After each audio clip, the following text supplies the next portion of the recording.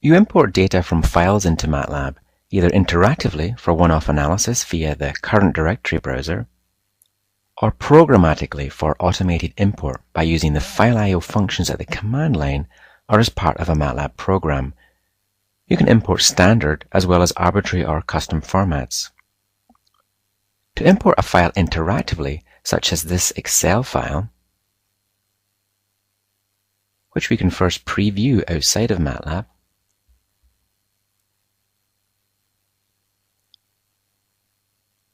you right-click and choose Import Data, which opens the Import wizard. You can either import the column headers, numerical data, and textual data as separate variables, or the data columns as separate variables, using the column headers as names. You can preview a variable, and you can also optionally generate the MATLAB code required to import the file programmatically.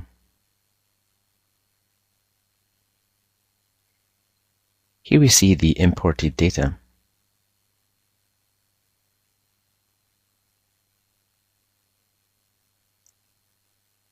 We will save the generated file and remove the current variables with the clear command. We can call the generated file at any time later by passing in the file name.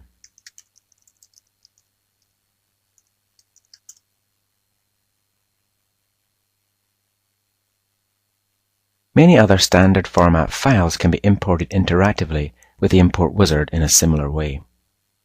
To read more complex or non-standard format files that are not supported by the import wizard, to have more control over importing options, or to automate the importing of one of many files, use one of the file I/O functions. You can find the supported file types in the standard MATLAB package, with associated functions to read them in the documentation.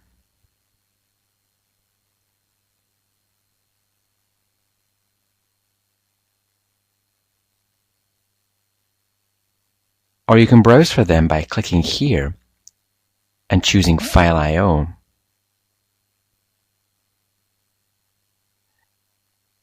For example, the function to read text files that contain comma-separated values that are numerical is csvread. And for numerical text files with other delimiters, the function is dlmread. The function to read an Excel file is xlsread.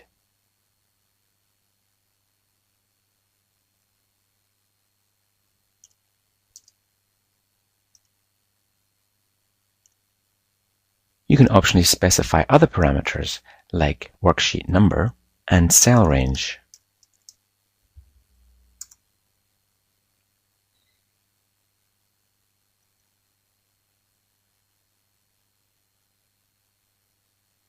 For text files, which contain strings and numerical data, such as this 4-column comma-separated values file, or to read parts of a text file, use the TextScan function.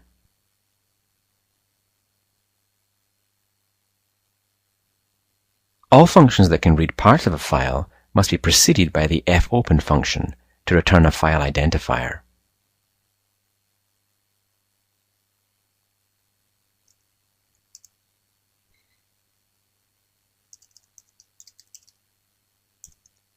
This is then passed to the file reading function, in this case TextScan.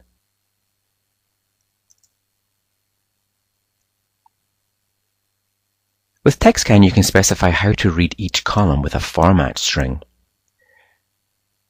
The function help can show you how to specify this.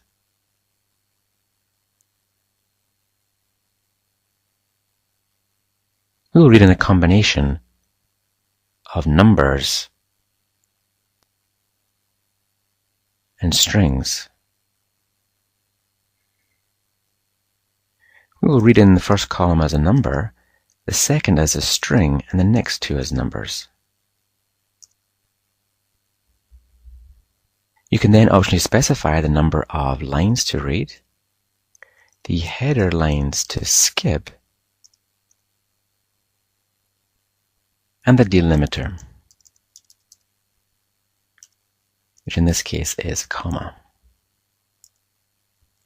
You then need to close the file by passing the file identifier to the close function. Here we see the data is returned to the workspace as a cell array of columns of data.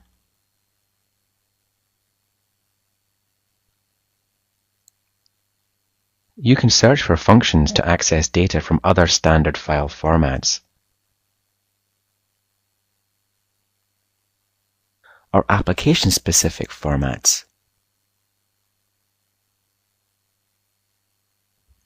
In add-on products. For working with non-standard or binary data files, see the low-level file I/O functions